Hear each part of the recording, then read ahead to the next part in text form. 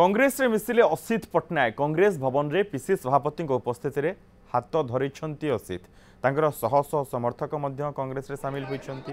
निकटरे से बीजेडी रु इस्तीफा देथिले आगो को भद्रक रे 3टी विधानसभा आसन दखल करिबु बोली असित कहिछंती।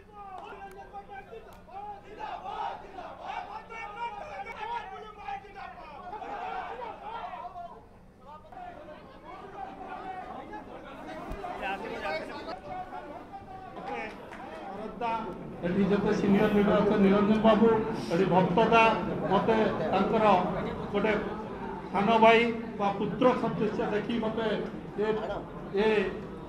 दल में सामिल कर पुणी थे आपण पाखे कृतज्ञ।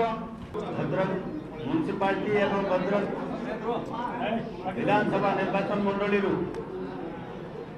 हाराहारी 36 पंचायत समस्त सरपंच और एक्स सरपंच आमर जिते वार्ड रही भद्रक 30टा वार्ड आसित सब काउंसिलर और एक्स काउंसिलर गुरुबाबू नेतृत्व समस्त आज आसी कांग्रेस योगदान प्रदेश कांग्रेस कमिटी सभापति भाव समस्त अभिनंदन ज्ञापन कर।